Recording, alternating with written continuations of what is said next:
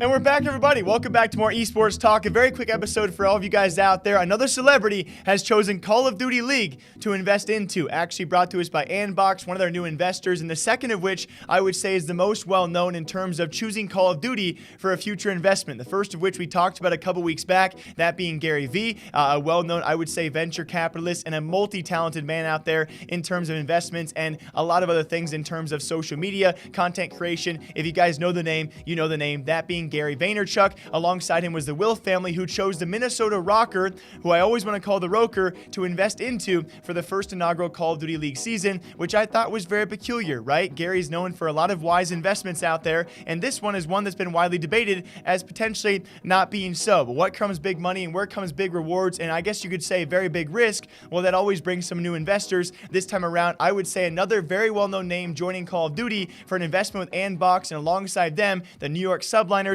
the New York Excelsior. That's going to be the one, the only, Michael B. Jordan. Yes. Can you guys picture where we're going to be in 10 years from now if a man like this, that being Creed, that being Killmonger, is currently getting involved in esports? Where we're going to be in 10 years from now? How many celebrities, millionaires, billionaires, who we've also talked about on this show already, who are already involved? So many sports stars, NFL, NHL, MLB, NBA, whatever it might be, are already currently invested in esports, and that list is ever growing. In fact, that list is already so long, we can't even cover it all in a single sitting. And I just think it's so cool for a guy who, by the way, he was raised in New Jersey, but considers himself a New Yorker. I do believe it's where he currently resides. On top of that, he grew up in the New York area as well, and it's very cool to see a guy, which, if you're going to name a list of celebrities out there, what game they probably played in their teenage or younger years, you would likely say Call of Duty. Michael B says the same exact thing for himself. Call of Duty was his game, and he likes to put his name on things out there. He also makes sure to mention he's not in this league as an investor for a quick cash grab or a quick cash out, which I would argue is probably a good move, because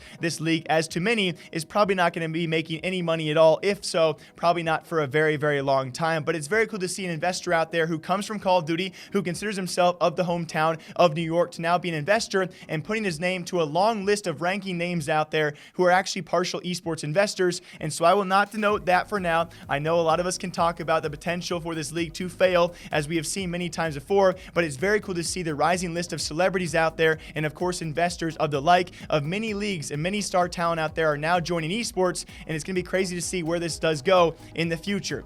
And speaking of the future, guys, as we slowly approach our first season, we will see if investors and celebrities like Gary V and Michael B have actually chosen the right leagues in esports as investments. Until next time, I hope you guys all enjoy breaking down esports gaming news here every single day, all day long. DMs are always open. I'll see you guys back here sometime soon.